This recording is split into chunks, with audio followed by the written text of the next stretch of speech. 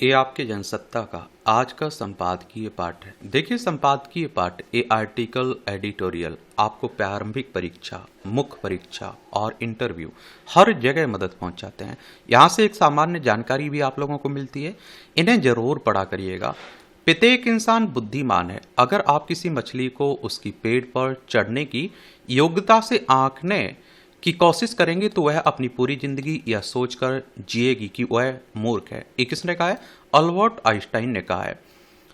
Albert Einstein ने चीन को साधने की रणनीतिक पहल, इस समय आप देख रहे हैं कि दुनिया भर में बड़ी अशांति भी फैली हुई है और चाइना हमारा पड़ोसी है। क्या है? हमारा पड़ोसी है।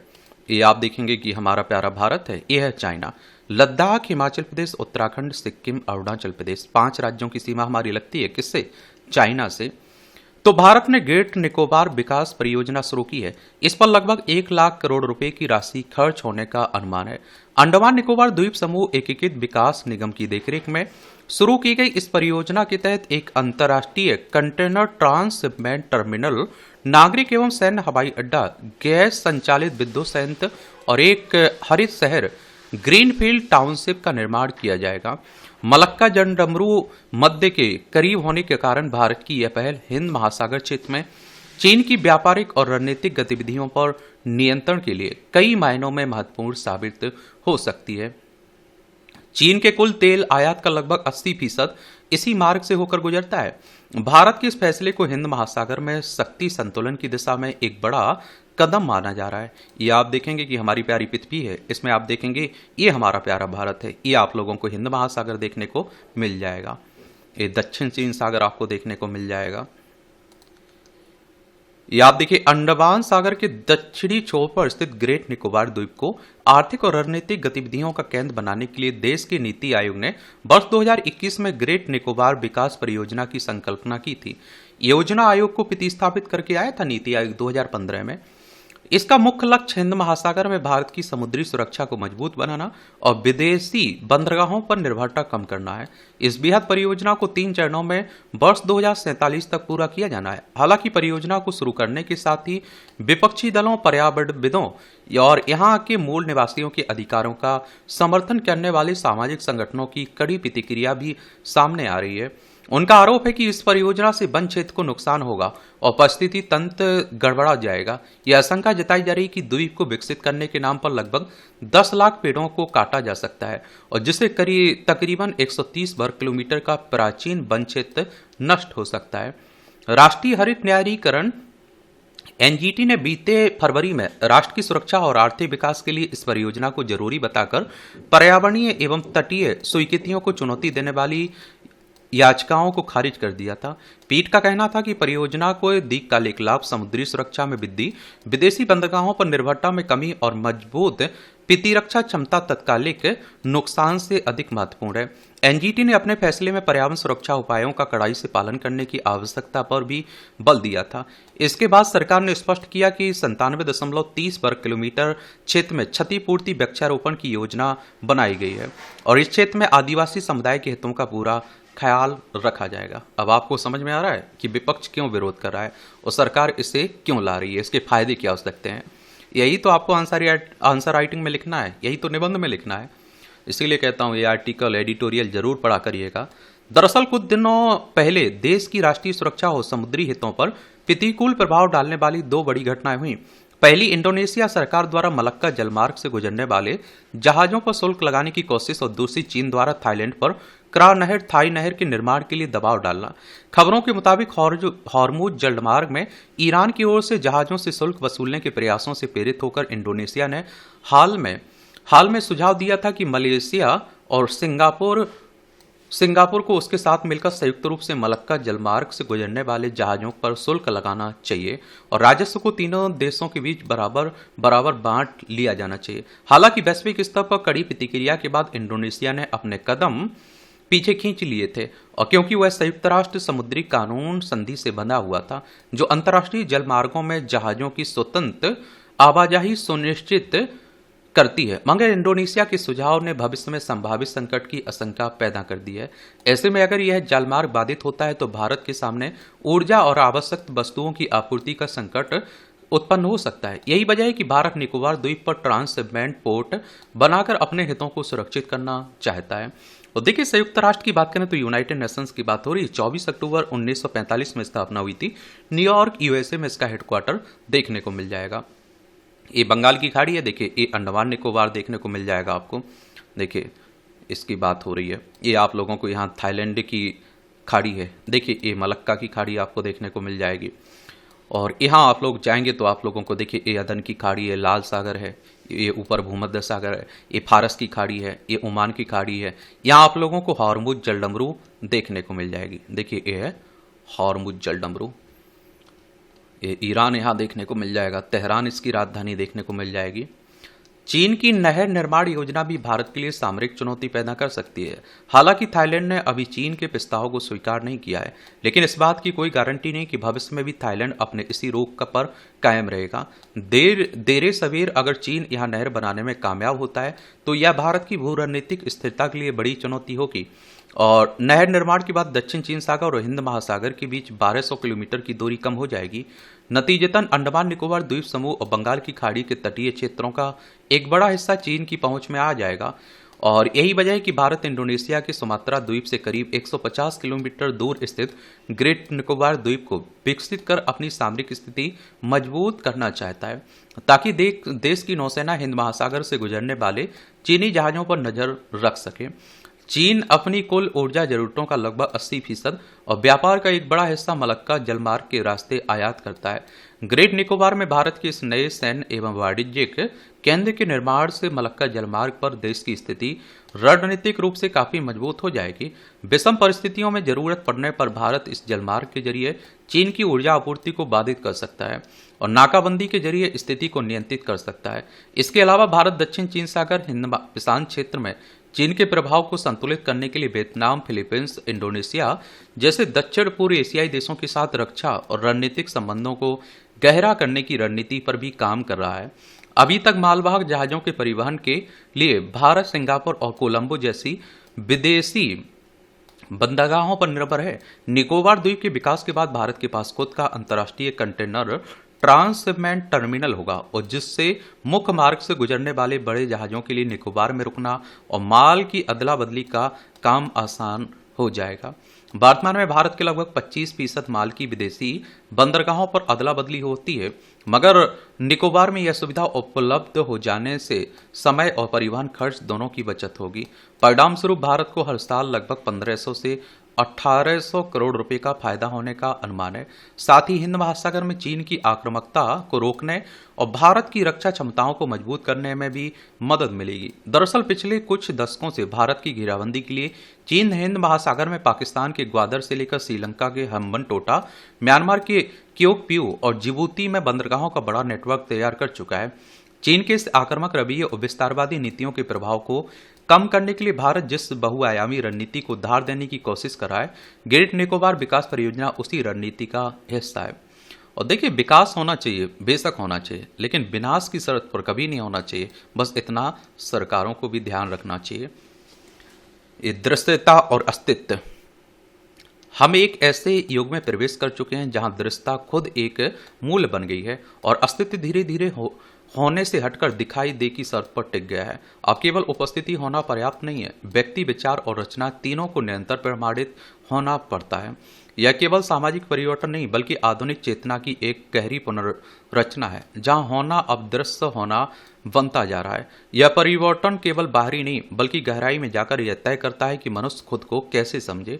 पहले पहचान भीतर से बनती थी और धीरे धीरे समाज में प्रकट होती थी। अब पहचान पहले दिखाई देती है और धीरे धीरे भीतर बसने लगती है। उदाहरण के लिए किसी विद्यार्थी की उपलब्धि आप केवल उसके ज्ञान का प्रमाण नहीं रहती बल्कि उसके प्रोफाइल की वृद्धि का माध्यम बन जाती है। इसी प्रकार किसी लेखक की रचना पहले पढ़ी नहीं जाती बल्कि पहले शेयर और रीच के आंकड़ों में देखी जाती है। इस परिवर्तन ने मनुष्य के आत्मबोध को भीतर से बाहर की ओर मोड़ दिया। जीवन अब एक आंतरिक यात्रा नहीं बल्कि एक सतत प्रस्तुति बन गया है, जहां व्यक्ति जीता है और उसी क्षण खुद को देखता भी है। यह स्थिति आधुनिक मनोविज्ञान में सेल्फ ऑब्जेक्टिफिकेशन जैसी प्रवृत्ति से जुड़ती है, जहां व्यक्ति स्वयं को एक दयनीय वस्तु की तरह देखने लगता है। सोशल मीडिया इसका सबसे स्पष्ट उदाहरण है। एक साधारण अनुभव जैसे किसी मित्र से मिलना, किसी स्थान की यात्रा या किसी भोजन का स्वाद अब अपने मूल रूप में नहीं रहता और उसका पहले एक ढांचा बनता है, फिर पोस्ट, फिर उसे देखने वालों का आंकड़ा।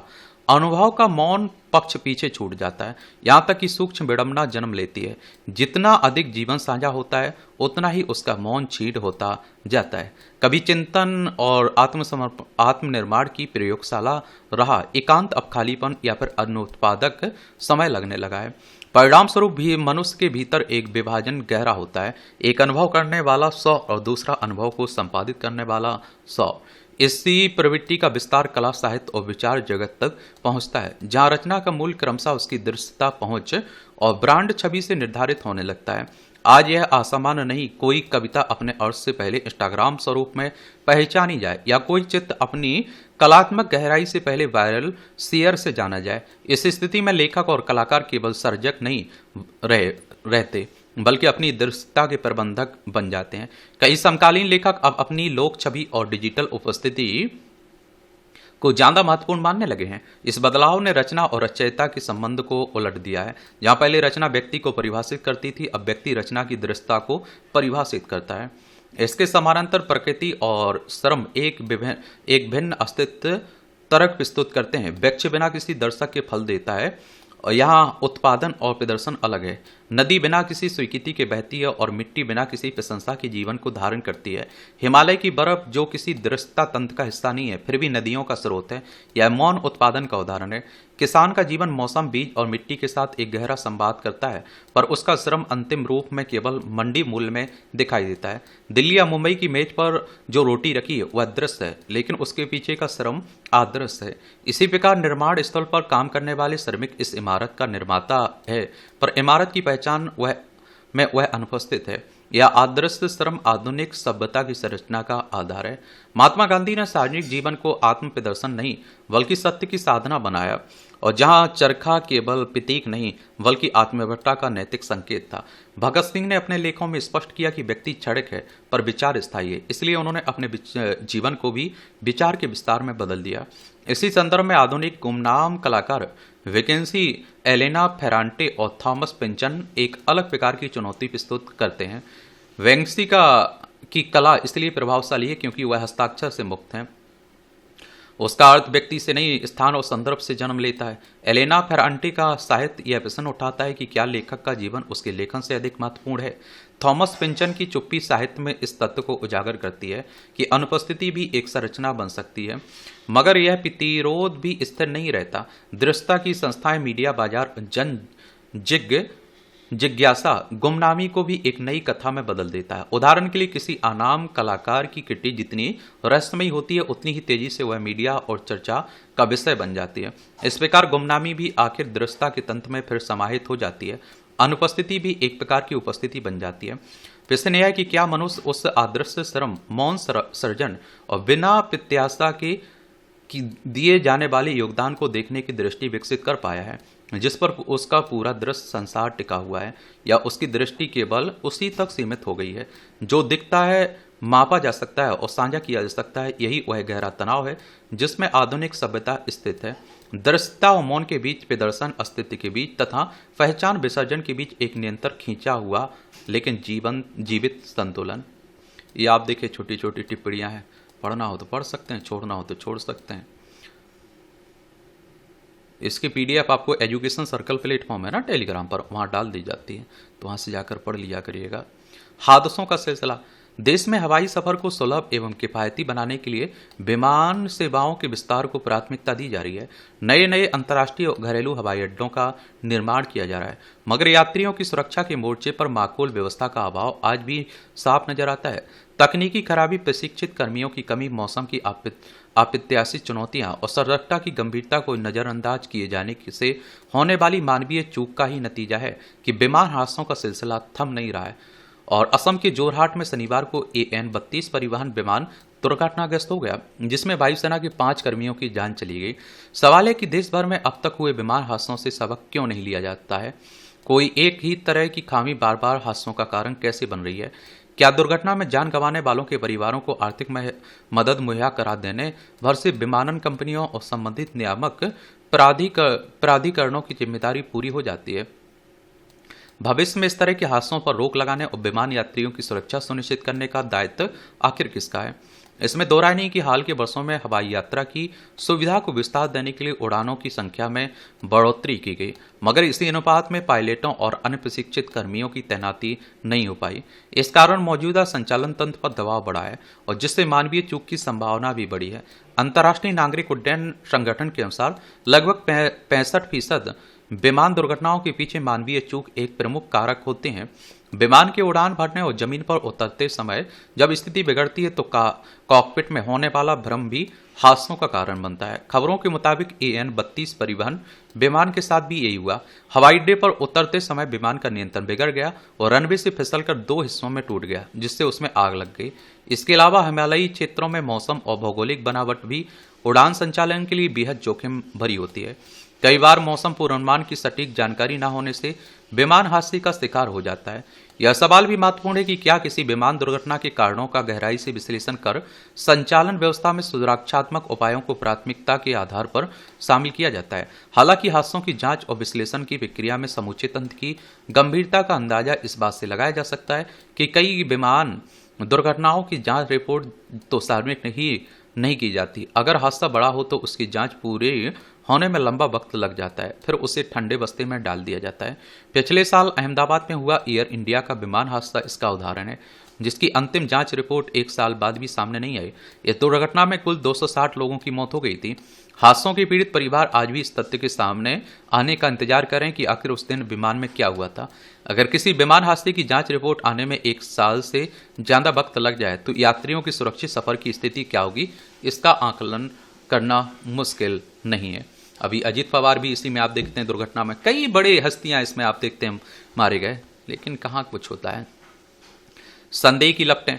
जिस चुनावी प्रक्रिया पर विपक्षी दलों की ओर से लगातार सवाल उठाए जाते रहे, कई तरह के आरोप लगाए जाते रहे, उस पर कोई स्पष्टता आने के बजाय अगर चुनाव से जुड़े संसाधनों को लेकर घोर लापरवाही बरती जाए तो इसे क्या कहा जाएगा।